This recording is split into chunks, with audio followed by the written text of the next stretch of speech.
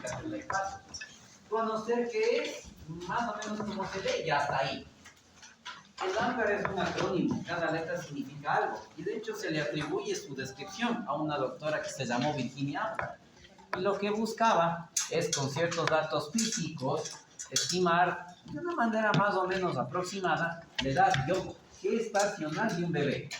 Al decirnos gestacional, ¿desde cuándo? Antes era el capuro, pero yo me puse. A mí se me puso.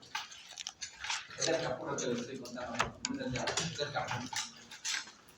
Al decirles gestacional en este capuro, cuando nace el guagua, con características físicas, por eso ven hasta ahí.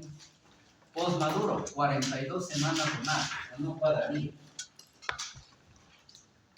Prematuros, desde las 36 para abajo, a término, 37 a 41, con características muy sencillas. Las orejitas, la glándula mamaria, la piel y pliegues en las patitas, cada uno con un puntaje. No hay que aprendernos eso, insisto. Saber que en el capullo nos ven las orejitas, la glándula mamaria y unos pliegues en las patitas, sube. ¿Cómo se calcula? Tampoco creo que tendría que hacer un estudiante de primer semestre. Saber que se le suma cierto valor a lo que le sale en este score, suficiente. Y que el valor que sale es en edad gestacional, eso sí. Al decir edad gestacional, vuelvo e insisto, ¿desde dónde están contando? Desde la fecha de la última menstruación. Entonces puede haber sus fallas, como ustedes ya verán en su momento. Y esto aplica dato final para bebés no tan prematuros o prematuras, más a término. Diría que hasta un prematuro moderado puede tener cierta utilidad. En los extremos ya no es muy útil. En los extremos hay otros scores que ustedes aprenderán en el futuro. Ahora sí a lo que iba. Se me cruzaron los cables. Ok, cuando nacen los guaguas, tienen que adaptarse al medio externo. Y lo que va a evidenciar que se adaptaron al medio externo son cambios en 2 o 3 cosas por allí. Uno de los primeros y más obvios, que al respirar, empiezan a llorar. Imagínense estar adentro, termorregulado, 37 grados más o menos, calientito, yuchito, bien calientito. Sales, frío. Un montón de disfrazados que ni parecen humanos. Y en otras épocas, ya hasta les daban nalgadas al nacer, cosa que ya no tiene que hacerse para nada. Entonces, qué traumático, ¿no? Salir de un sitio calientito a uno frío. Salir de donde estabas bien cuidado y cuidada a donde mucha bulla, mucha luz, un montón de estímulos de golpe. Eso ocasiona una serie de cosas. Si el niño o niña está bien, su primera respuesta va a ser el llanto. Como estaba adentro, acuérdese, a una cantidad de oxígeno bajita, 80% en la vena umbilical con suerte, y en otros vasos, como ya veremos de cardio, 30%, 50%, o sea, muy bajito. La piel no es que sea muy rosadita que digamos. Literalmente parecemos uvas en algún momento. Estamos medio moraditos. Término cianótico. Conforme respiramos, mejora la oxigenación y te pones más rosadito y rosadita. Como un par de minutos. ¿Okay? El corazoncito tiene que latir a cierta frecuencia. No esperen los 100 como tope de los adultos. No. 100 para un bebé ya está bajito. Como ven allí, más de 100 es lo que se esperaría que tengan. 110, 120, 130, 140. Aceptable para un bebé. Esto de estímulos con zona nasogástrica no somos tan crueles, que apenas llegan y... No, pero sí verán que se hace ciertos estímulos donde el bebé va a tener cierta respuesta refleja. Dentro de esas, más que como que quisieran nausear, tose un poquito. ¿Qué estímulos suelen hacer? Dependiendo del bebé, ustedes a lo mejor hayan visto unas ciertas techas que se usan para sacar mocos en los más grandes. En ellos no es que le sacas los mocos, le ayudan a drenar un poco el líquido amniótico que está ahí a veces en mucha cantidad, entonces le drenan un poquitín con algo de secreción. Y el momento que hacen eso, el guagua tose un poquito. Con esa respuesta, vamos bien. Insisto, no es que agarramos un tubo y... Habrá situaciones de las que se haga, ya aprenderán eso en el futuro. Y cuando nacemos, probablemente hayan visto que los bebés están dobladitos, flexionaditos. Esa es la postura normal. Un bebé que está chorreado, flácido, no está bien. Entonces, si el niño o niña muestra eso, y obviamente está respirando, que es lo clave, nos da una idea de cómo se adaptó al medio externo. Y es ahí sí, el acrónimo de esta señorita, de esta doctora en su momento, Virginia Capella. Entonces, apariencia, la P de pulso, la G de gesticulaciones, la A de actividad del tono muscular definitiva y la R de respiración. Con todo esto se espera, más que al minuto, a los 5 minutos del nacido, si se tiene 8 para arriba, ahí van a entender ciertas bromas que hacemos en medicina. Ni que hubieras nacido Apgar 10 sobre 10. O sea, eso significa que todo esto estuvo 2 puntos, 2 puntos, 2 puntos, 2 puntos, 2 puntos. Y eso indica una excelente oxigenación en el cerebro. O sea, eres brillante. Es una manera de decir. Nadie nace 10 sobre 10. El mejor de los casos, 9. El mejor. La mayoría, 8. Entre 8 y 9, la mayoría. Cuando tienes menos de 8, la cosa ya se complica. Algo ahí no se adaptó como debía y empieza uno a preocuparse. Entonces, como ven por allí, 5 a 7, ok. Probablemente ese niño necesita algún tipo de reanimación leve. Tal vez oxígeno y flujo libre rapidito, una limpieza medio rápida, succión de secreción, alguna cosa. Pero el guagua respondió rápido. Entonces, si usted va a casita y le pregunta a mami si tiene guardada por ahí su tarjeta de nacido vivo, nacida viva, casi siempre al final suele estar un valor que dice Apgar al nacer. Y están 2 valores. Van a encontrar casi todas ustedes, seguro, encuentran estos números, 7, 9. Casi todo el mundo, 8, 9. Casi. Porque al inicio, insisto, la adaptación va a tomar tiempo. El que más se demora es la coloración de la piel. Al final, incluso las manitos todavía están, los pies están medio moraditos. Son algunos minutos más que se ponga rosadita por entero. Entonces, vean, cuando vean esa hojita o esa tarjetita, seguro debe tener mamá bien guardado. Debería. Yo, obviamente, tengo guardadas de mis guaguas y mi mamá tiene guardadas de uno. Ya les da una idea. 7, 9. A los primeros minutos, la primera adaptación, hubo algún tropiezo por ahí. Pero fue temporal y se resolvió rápido. Al par de minutos ya estuvimos mucho mejor. Pero si alguien tiene de menos de 5, 4 y para abajo, se fregó. No una buena adaptación. Lo más peligroso, no oxigenó del todo bien. Por eso el término que ven por ahí, asfixia. Y si un niño o niña tiene una asfixia importante al nacer, ahí viene el problema de secuelas neurológicas, pulmonares, oculares, renales, digestivas, etcétera, infecciosas. Entonces, cuando estén más grandes de pediatría neo, estudiaron que un niño o una niña que tuvo un Apgar muy bajito, si sobrevive es milagro. La mayoría de niños, niñas con asfixias graves mueren. 90% tiene riesgo de morir. Y del 10% que logra sobrevivir, 9 de cada 10 de los que sobreviven a asfixias graves pueden tener una secuela, sobre todo neurológica, importante toda la vida. Así que es clave hacer algo cuando un niño o una niña está planchado. Tienen segundos para sacarle de ese paro. Y experiencia personal, hasta los más experimentados pueden sentir miedo en ese momento. Nos pasó una vez, no a mí, le pasó a mi jefe. Estábamos atendiendo un parto allá por la Shell, en el oriente. Y la señora da a luz, aparentemente no había nada que llame la atención, nada de riesgo. Y esa es la otra cosa puerca de la vida. No había ninguna pista de que algo iba a pasar en ese momento. Todo venía bien aparentemente. Nace el bebé, morado, chorreado, no respiraba, no reaccionaba. Planchado. Y el jefe, como le podía pasar a cualquier ser humano, no sé si se impresionó, pero algo le bloqueó. Por unos segundos no sabía qué hacer el jefe. Se bloqueó.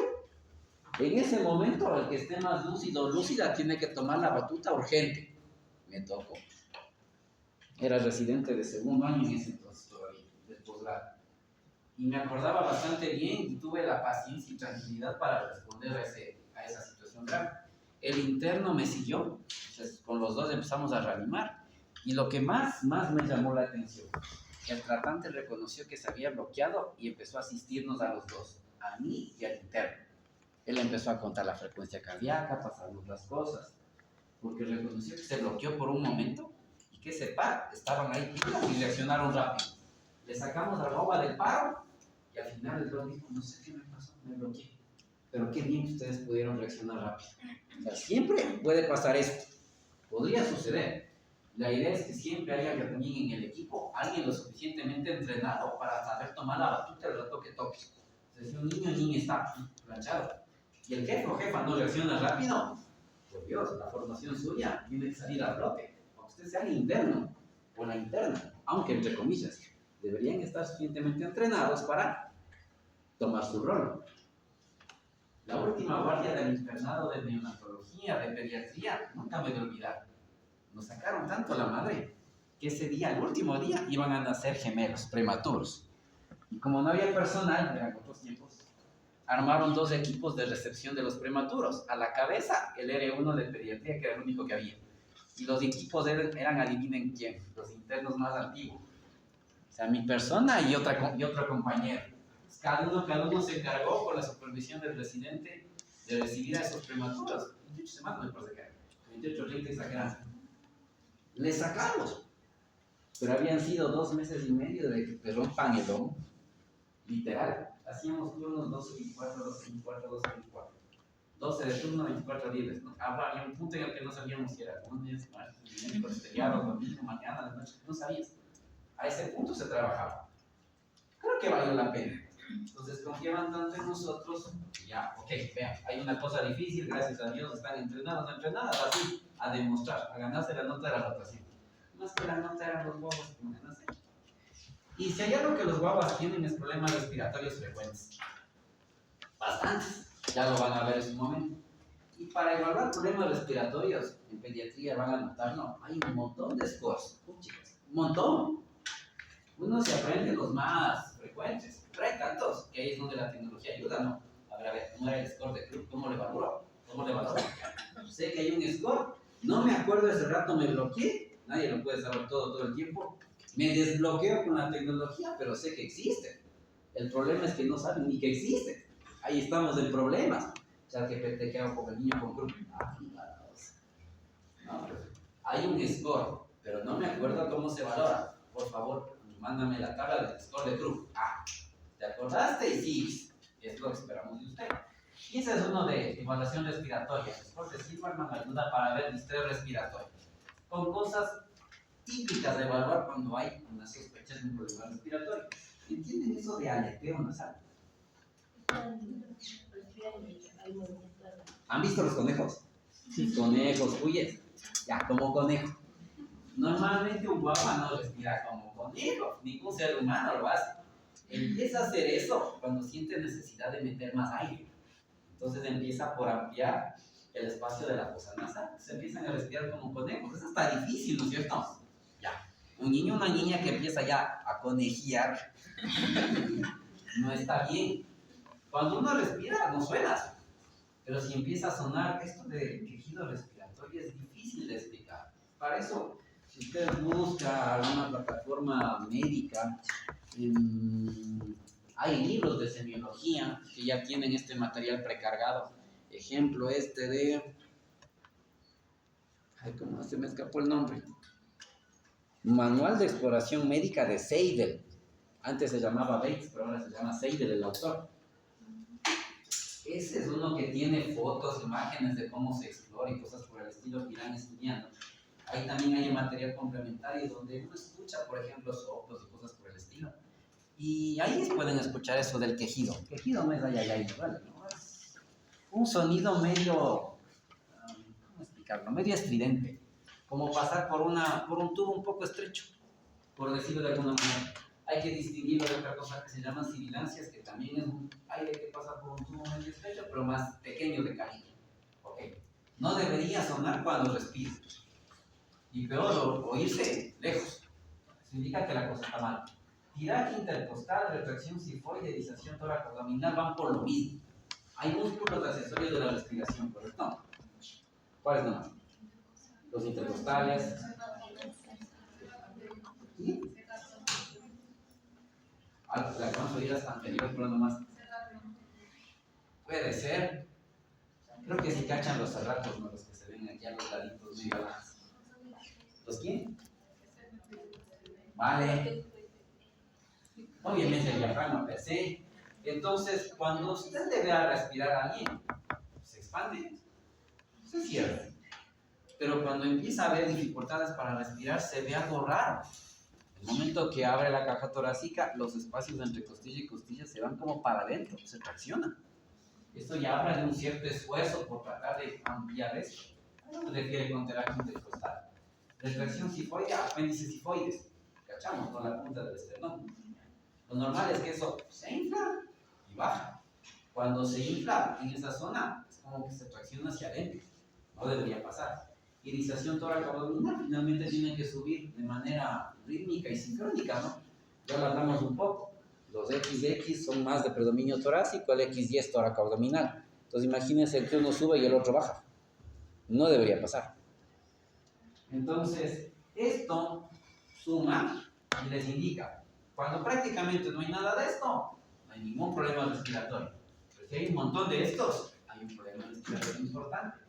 Con que llegásemos a eso, vean, sufre al nivel en el que estamos. La aplicación, en el futuro, ustedes la harán. Finalmente, como anexos de lo que era todo esto de placenta, nos queda el último, que es el cordón umbilical. Ya sufrimos con eso un poco, ya me hicieron un recorder de qué es el películo de fijación o tallo de conexión del mesodermo esternolario somático, el que lo forma. En su interior se mete un pedazo del saco vitelino que formaba la venita alantoides, recuerden, ya fuimos con esa vaina. El alantoides crecía, luego se volvió buraco, está conectada con la vejiga en desarrollo y después se debe cerrar y formar un ligamento. Ok. La alantoides condensa tejido alrededor y eso permite formar los vasos umbilicales. E insisto, al inicio en parejas, 2 arterias y 2 venas. Pasará algo para que al final tengamos como se ve ahí, 2 arterias y 1 vena. Una se pierde por X cosas que ya iremos viendo. Al inicio eran 4, después deberían quedar 3. Como contábamos vos en ese seminario, a veces se quedan 2, a veces. Okay. Como un tejido conectivo que le rodea la venita jaleo-gelatina de Warner. Solo que el señor Vargas y la señorita ya la recordarán que por ahí hay otra jaleo-gelatina donde a veces se les traslocan las grandes neuronas y las confunden. ¿Se acuerdan dónde? Hay otro término que habla de una jalea o gelatina en otro órgano. Ya no nos quedan muchos temas por ver en primero. ¿Dónde será? De todos los que hemos visto no se ha dicho ninguna otra jalea o gelatina hasta ahora. Por lo tanto es en el tema o capítulo de cardíaco. Alega demencia acá. Se reseteó, señor Vargas. La jalea o gelatina cardíaca. En el corazón normal no existe, pero en el corazón en desarrollo vamos a ver que hay cierto rol atribuido, pero obviamente con el tiempo no es que el corazón queda gelatinoso, es muscular. Ya veremos qué pasa en su momento. Pues a veces confunden la jalea gelatina de Watson con la jalea o gelatina cardíaca, que tiene un nombre medio complicadín. Bueno, ni tan complicado, es más fácil que Watson, ¿se acuerda? Con D de dedo. Con D de dedo. Hoy día les agarré melancólicos. La jalea gelatina de Davis. Davis. Así le van a ver en el libro de Carrie cuando ya lo revisemos. ¿De qué? ¿No es la ley? Ahí muere. O sea, ya tengo teléfono está con el rector, pero no me acuerdo. Ciertas medidas por ahí que mencionaron ustedes, que en el seminario no lo pusimos, pero en todo caso se lo puede aclarar. Ok. Como diámetro, cuando ya veamos las placentas reales, verán que está entre 1 a 2 centímetros su diámetro. O sea, no es muy gruesote, como ustedes recordarán. Y su longitud promedio es más o menos medio metro. Medio metro tendrá tal vez esta banca, ¿no? Creo que su banca tiene algo así como medio metro. Más o menos. Cualquier cosa que esté más o menos 2 desviaciones estándar de eso, o sea, menos de 30 centímetros y más de 80, ya uno se pone a pensar que a lo mejor estoy ante un cordón corto o ante un cordón largo. ¿Qué problema le verían a un cordón corto? Ok, moverse va a ser complicado, ¿no? No se va a poder mover con mucha libertad. Y otro problema tal vez en algún momento de la gestación, raya parto. El rato que está saliendo el guagua, sale el guagua, y si no es muy largo, capaz. Y sobre todo estudiante deseoso de sacar a ese guagua rápido porque es su primer parto, a lo mejor nos arranca un cordón, lo cual no es bueno, como ya hemos conversado. Y de un cordón largo que parece solo resaltar. Se enrosca. ¿Ok? Se enreda, ¿no? Creo que les dije, el primer juguete que se describe de los seres humanos intraúteros, justamente el cordón. Con eso se ha visto que hacen barbaridades. No me acuerdo qué dijo su generación en el semestre anterior cuando mencioné algo como esto. Y a veces juegan tanto y de manera extrema que se lo enrollan en el cuello. Y usaron una frase que no me acuerdo, pero fue medio que me dejó así. Por eso el cerebro creo que la bloqueó. Hay una película, no recuerdo el título, donde dice, antes de nacer sabemos todo lo que nos va a pasar en la vida. No me acuerdo la película, pero es la clásica escena de que alguien va a nacer y de repente alguien por ahí arriba le dice, ve, vos vas a ser fulano de tal, tus papis van a hacer esto, tu vida va a ser por aquí, ándate a la tierra. No quiero. ¿Han visto Soul? Sí. Algo así como la esa que no quería bajar. La almita que no bajaba, que hasta a Sócrates, a uno de estos, a todos estos les volvió locos. Hasta la madre Teresa, me parece. No quiero. Si sé que me va a pasar esto, ¿quién va a querer, no? Y usaron una frase. El que no quiere sufrir, ¿cómo es? Algo así, creo que es. O sea, como que sí, lo mismo digo. Porque hay algunos guaguas extremos. Lo usual, una vez. Eso se van a topar bastante. Una vez dada la vuelta. A veces se dan 2 vueltas. Pero cuando tiene casi 1 metro y más. Y sí me pasó alguna vez. El parto más complicado que tuve que atender fue un guagua con triple círcula de cordón. 3 veces dado esa cosa. Era un cordón ahí. Era una sola. Literal. Cuando esté más grande, usted aprenderá maniobras para reconocer circulares de cordón y lo más importante, cómo soltarlas, cómo zafarlas. Porque el riesgo que uno corre es que por hacer mal la maniobra, en lugar de zafar el nudo, lo aprietes más. Y a veces hay algunos que son extremos. O sea, se enrollan aquí y por si las moscas se enrollan en el brazo. Entonces ya zafaste los de aquí y todavía hay algo ahí que tensiona. ¿Dónde están? Están hechos puñeta ahí en el brazo agarrándose así. O sea, no me saques. Sí, hay guaguas tensos. Si así eran de bebés, las son como más grandes. Cosa que veremos en el laboratorio y para eso nos han servido ciertas imágenes que le he enseñado. Reconocer los vasos. Esto lo hicimos con X microscopio hace muchos años. En el microscopio ese pasaron cosas y no se logró reponer. Ahora, encontrar todo esto en un solo campo no da. Es tan grande que nos permite apenas ver por secciones un cordón umbilical. Al verle así, los 3 vasos, es un poco más fácil reconocer cuáles serían las arterias y cuál sería la vena. ¿Ven que están igualitas? Se le ve una pared muscular un chance diferente, ¿correcto? Por lo tanto, esas dos. ¿Y este? Ya, la idea es reconocer en las placas cuáles son las arterias, cuál es la vena. En algunas a veces tenemos suerte y encontramos la yapa, o sea, la alantoides suele estar por ahí metida, la iobraco, la membrana externa del arco y obviamente la gelatina cardíaca, gelatina de Wharton, perdón, en su interior. ¿Ok? Y una última cosa que en el laboratorio esperemos tener suerte. No recuerdo si con ustedes tuvimos esa suerte o no me acuerdo. Como esa cosa es larga, como cualquier cordón, a lo mejor se puede anudar. Y existen 2 tipos de nudos que uno puede toparse. Los que llamamos nudos falsos y los que llamaríamos nudos verdaderos. Es más fácil de entender un nudo verdadero. Coja un cordón de zapato, enróllale sobre sí mismo y... un cordón umbilical que se enrolla sobre sí mismo y... Si ese nudo verdadero está bien apretadito, ¿qué riesgo creen que podría enfrentar un bebé? Poco oxígeno, poca sangre, porque no solo es el cordón, son los vasos que están adentro que terminan apretados. La mayoría de veces esos nudos verdaderos, como ven ahí, que son poco frecuentes, la mayoría de veces están lo suficientemente estirados como para que el guagua vaya bien. Ahí los doctores, doctoras van de gineco, van siguiendo. Si ven algún dato raro, dicen, no, el guagua tiene que nacer porque si no, se aprieta de más y hasta ahí llegamos.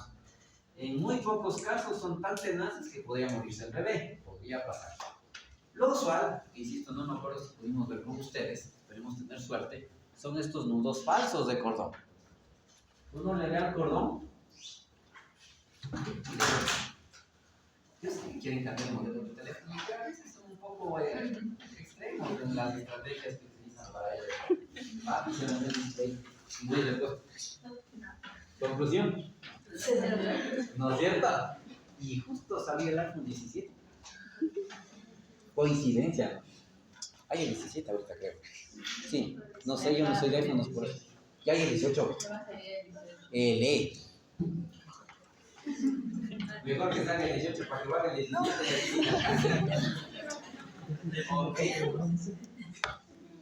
Deje ahí, en fin. Se le ve al cordón y parece tener como unos chichoncitos. No recuerdo si logramos ver con ustedes, no me acuerdo. Por lo general suele haber este tipo de placentas con ese cordón porque es bastante frecuente. No es el cordón en sí el que se dobló, sino que adentro los vasos sanguíneos son más largos en relación con el cordón. Entonces los vasos sanguíneos como que se doblan sin hacerse nudo. Y eso le crea esos como chichones al cordón umbilical. Y esos vasos, insisto, es como tener la fila y quiero meter más bancas aquí. Entonces de repente pongo una banca aquí y otra banca acá. 2 bancas más. Y se ve una elevación. ¿Ok? Que no estorba, no comprime, no aplasta los vasos umbilicales. Simplemente los vasos son más largos y se doblaron así para seguir dentro del cordón. Sin obstruirse, sin hacerse nudo, sin estorbarse, y la sangre sigue fluyendo. Entonces un nudo falso usted lo ve y dice, vasos largos, no es un mayor problema para el bebé. ¿Okay? Con eso se acaba y lo que nos faltaba revisar con más detalle, que lo pusimos en este capítulo, recuerden que estaba pendiente, es el tema de embarazo, gestación múltiple. Esto encuentran en Arteaga un capítulo entero. Creo que está descrito hasta con llama. Lo vamos a resumir en algo más cortico. Incluso cuando revisen esto en Flores, van a encontrar que son unas 4 páginas exagerando. Y de Flores, de hecho, hay algunos conceptos que Arteaga no nos pone. Primer detalle, hablando de embarazos o gestaciones múltiples, ya muchos lo consideran no un embarazo normal en seres humanos, porque el ser humano es una gestación, un bebé. Así que tener más de uno ya lo consideran como, entre comillas, patológico. Y si no patológico, al menos de riesgo. Eso sí, al menos de riesgo. Hablando de gestación múltiple, 2 tipos. La más común, la más frecuente, 2/3 de embarazos múltiples son de este tipo, los gemelos disigóticos, en donde podrían ser tranquilamente como 2 hermanos o hermanas que simplemente se gestaron en el mismo tiempo y que por lo tanto pueden ser hacer 2 cigotos genéticamente muy diferentes. ¿Okay? Puede ser XX con XX, XX con XY, XY con XY, pero insisto, al ser 2 cigotos diferentes, es como usted y su hermana o hermano mayor o menor, que simplemente coincidieron. Yo soy mayor que vos por 3 segundos, por decirlo así. Son 2 hermanos gestados al mismo tiempo, 2 cigotos, así de sencillo. Esto tiene sus cosas, ya le vamos a echar ojo. Y como máximo, 1/3 de embarazos múltiples son los de ese esquema que usted ve allí. Un único cigoto huevo, que por ABCD factores, simplemente decide dividirse. Cuando decide dividirse, crea 2, y casos raros, 3 o más. Lo usual, 2. Entonces, esos son los gemelos monocigóticos. Esos sí son los copia al carbón, copia igualita, idéntica, en todo sentido, ¿no? En todo sentido. Solo ellos, solo ellas. ¿Qué es lo interesante? ¿Qué factores predisponen a un embarazo múltiple, a un embarazo gemelar, monocigótico y disigótico? Eso no encuentran mucho en Arteaga, lo encuentran distinto en Flores. Y según yo hice alguna vez una pata de eso, y ya no son, ya nada. Encuentran en Flores los factores que predisponen. Del monocigótico hay 1 o 2 cosas. Primer detalle, ¿algún gemelo o gemela en este lugar por si acaso? Usted. mismo embarazo, copia de carbón usted de su hermana. Ya, como dice, ya, ok. ¿Hay más embarazos gemelares en su familia? De la familia de mi mamá. Ya, listo. En general, con un poco más de carga para los monocilóticos. Pero en familias donde hay antecedentes de historia de embarazos gemelares, hay aparentemente algún tema genético que predispone a eso. Conclusión, ella tendría, no sé poner un porcentaje, pero tendría posibilidades de, si en algún momento hay gestación, tener un embarazo gemelar. Y si el progenitor, papá, también viene de una familia con embarazos gemelares, está casi hecho que habría un embarazo gemelar ahí. Casi hecho. Okay. Entonces, en los monocigóticos hay una aparente base genética. Y el resto son teorías que no han podido confirmarse del todo.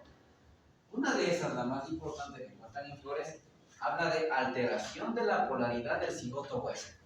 Por polaridad, ¿qué entendemos? Arriba, abajo, ok, o sea, un punto o eje, un punto de orientación. Entonces, ¿qué es lo que se sugiere y qué es lo que se dice? Acuérdense que todo esto, la masa celular interna del embrión, tiene que dividirse, para ir creando más células, blastocistos, etcétera, y crear un ser humano. Parece que en algún punto, no sabemos bien por qué, tal vez genética sea la explicación, en lugar de dividirse así, se divide así, por ponerlo de una manera. O sea, algo pasa en el eje de orientación corporal que hace que no se dividan células, sino se divida toda la masa celular interna. Y eso nos crea ya dos masas celulares internas y anexos muchas veces, y resultado, dos o más bebés. Y ahí viene el otro tema de los monocigóticos que hay que tener presente. No es lo mismo dividirme en la etapa de blastocisto que dividirme casi en la etapa de gástrula. Señor Vargas, ¿se acuerda en qué momento se describe que ocurre casi en los 2/3 de ocasiones la división de los gemelos monocigóticos? ¿En qué etapa? ¿En qué momento? Creo que esto sí está en Arteaga. Déjenme echarle un momento. Si no está ahí, está en Flores. El capítulo de gemelar está ahí cerquita de placenta, si mal no recuerdo. Y embarazo múltiple. Y deje ver si tal vez en el monocigótico de esta monocigótico. Sí está. En la página 181 está. En el 30-35% de casos la separación ocurre 2 puntos. En el 65-70% de casos, por eso dije los 2/3, la separación ocurre 2 puntos. Y en el 1-3% de casos la separación ocurre 2 puntos. Página 181. Ya se acabó. ¿En qué momento del desarrollo es cuando ocurrirá con mayor frecuencia la separación de los gemelos monocigóticos? O sea, esto. Y que pensé que estaba solo en Flores, pero en Arteaga sí está, en la página 181. Aquí dice, entre el 65 y 70% de casos la separación ocurre en 2 puntos. Quienes ya vieron en el libro, tienen la página, ya tienen la respuesta. ¿A partir de qué momento dice? Allá ya están subrayando hasta el sur. ¿Qué dice? Ocurre. Ya, más o menos ahí. Y aquí viene la cosa, si se divide en esa época y entre más temprana la división, ahí empiezan a aparecer estos 3 esquemas. Insisto, no le aumento porque es con esa cosa no se me está desconectando, ahí está queriendo trabajar decente. Ok, si se divide súper temprano, puede dividirse todo el trofoblasto como ven ahí. Y si se divide todo el trofoblasto y las membranas, termino 2 placentas, doble juego de membranas y obviamente 2 bebés, que pueden estar, como más o menos se esquematiza aquí, insertados hasta en lugares, entre comillas, algo diferentes. Con lo cual casi no se estorban. Casi no se estorban. Okay. La otra división, como ven ahí, habla de un poquito antes de esta etapa, o sea, en los primeros días de la gestación raya del desarrollo. Ahí es casi un hecho esto. Si estamos en la mitad, Puede que no se divida todo el trofoblasta, pero sí se dividan las membranas como están aquí. Tengo doble juego de membranas, pero una única placenta, lo cual puede ser problemático. Y si la división es súper tardía, 1 al 3%, como dice por ahí en el último caso, incluso casi en la época de Gastrolán, lo más tardío posible, los guaguas puede que se separen, puede que no se separen, ese es otro detalle. Las membranas son una sola y la placenta es única, y ahí empieza a haber problemas. De repente usted en el futuro estudiará algo que se conoce como síndrome de transición feto-fetal. Uno de los dos gemelos agarra por uniones entre vasos sanguíneos placentarios más nutrientes y sangres que el otro. Con eso es más turco, más grande que el otro gemelito. Incluso el más chiquito corre el riesgo de desaparecer. Puede pasar incluso en los gemelos disigóticos, cuando estos cigotos se implantan muy cerca. Y si se implantan muy cerca, sus placentas pueden intentar fusionarse y compartir cierto flujo. No sé si haya pasado. Cuando eso pasa, también puede haber ese riesgo de transfusión feto-fetal, insisto, con el riesgo de que al menos uno de los dos gemelos, si no es que los dos. Ahora, déjenme decírselo, ya en el Ecuador hay lugares muy especializados que identifican eso y pueden hacer un tratamiento muy especializado, súper riesgoso, obviamente, donde cortan esos vasos que conectan estas dos placentas y hacen que los guaguas sigan creciendo casi independientes. Ya se hace aquí, no en la pública, por desgracia, en la privada, para variar, pero no crean que es en Quito, Cuenca o Guayaquil, es en la Tacunga. ¿Quién les dijo que la ciencia solo llega a estas ciudades? Hay gente emprendedora y visionaria. Hay un centro de fertilidad y de atención de embarazos de riesgo súper especializado en la Tacunga. Y yo que de los mejores del país, no tiene nada que envidiarle a estudios de Quito, Guayaquil, Cuenca y demás. Súper bien parado está. Es un doctor que conozco bastante, fue profesor aquí hace un par de años, que igual viajamos a Brasil, él fue a hacer estos temas de fertilidad y demás, porque es ginecólogo, y con todo eso terminó de levantar cierta infraestructura allá. Interesante, los casos que tienen son esos embarazos ya como para hacer documentales.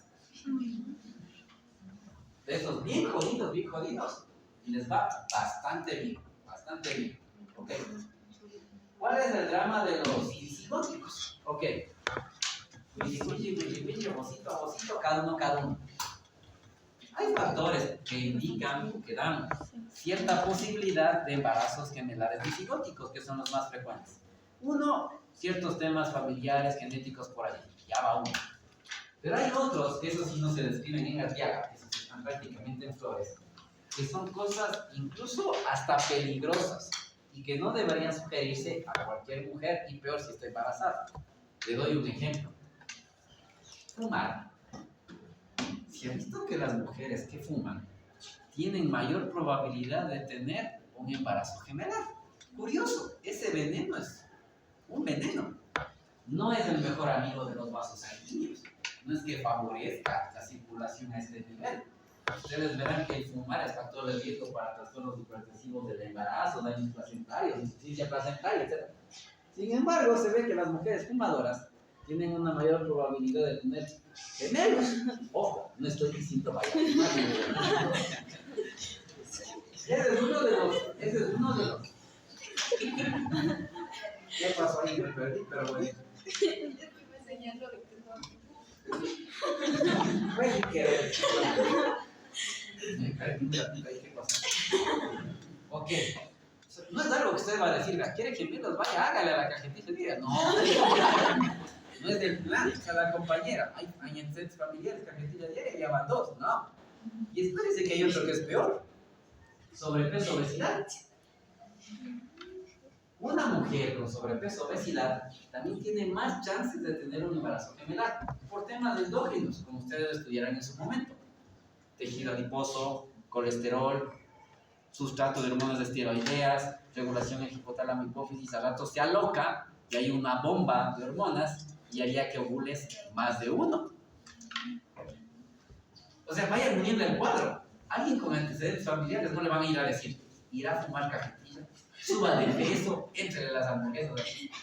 No, pues El sobrepeso, obesidad es un factor de riesgo cardiovascular brutal, factor de riesgo para tumores, o sea, no es solo la imagen corporal, es el tema de salud. ¿Cachan? Embarazada, fumadora, sobrepeso, obesidad, factor de riesgo para trastornos hipertensivos, diabetes gestacional y demás, o sea, es una bomba. Y hay otro, que también es medio irónico. El ácido fólico sirve para prevenir defectos del tubo neural, ¿correcto? Se ha visto que con dosis altas, ¿se acuerdan cuánto era dosis alta? Sí sufrimos por eso, como San Valentín, capítulo de tercera semana. No, no era 400, pero están cerca. 400 es del estándar, pero dosis alta era cuánto. Por eso esa es la dosis alta. 4.000. Por eso decíamos que hay grajeas de 5.000 o de 5 miligramos. O sea, ya, mujeres, antecedente familiar, que fuma, sobrepeso, obesidad y que consume 5 miligramos de ácido fólico, tienen más chances que cualquiera de tener un embarazo general de salud.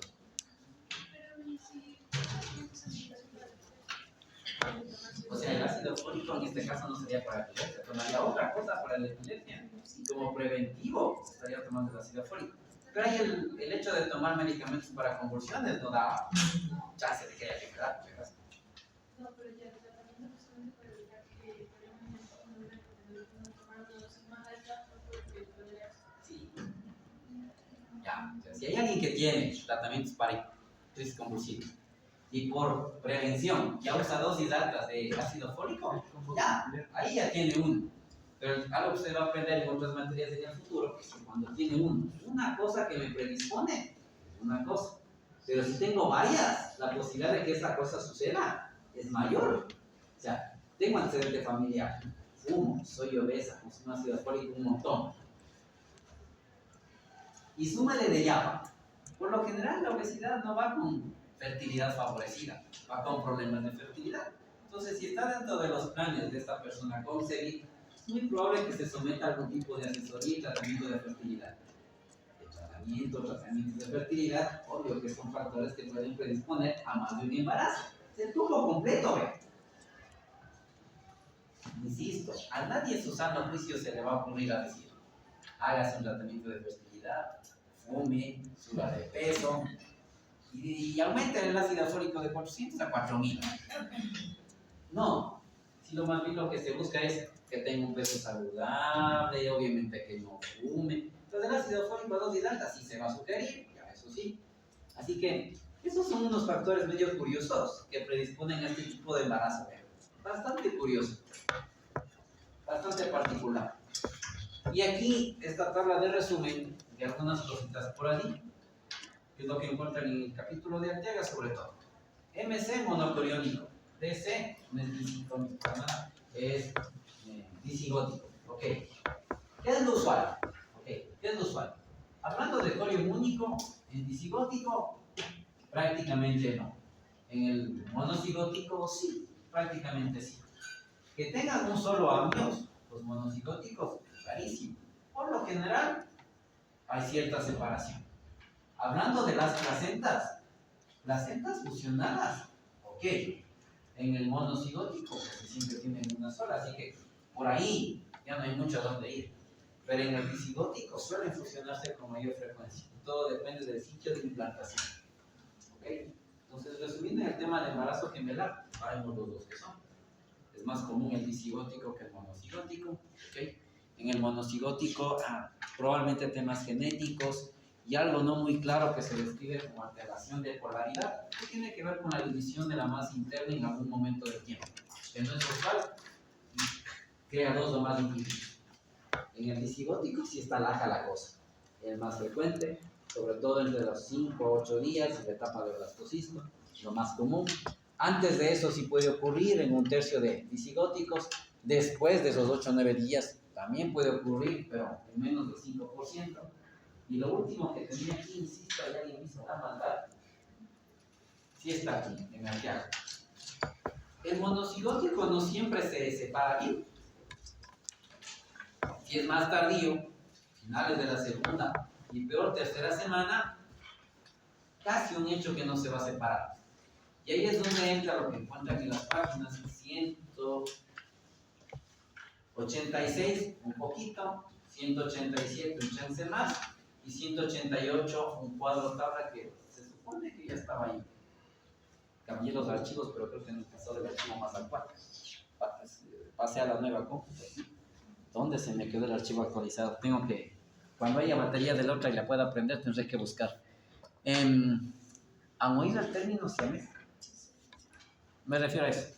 Son gemelos monocigóticos fusionados. ¿Se entiende, no? Si la separación es súper tardía, habrá algún segmento corporal que corre el riesgo de estar junto. Y ahí es donde se utiliza el término de, justamente, lo tienen aquí como...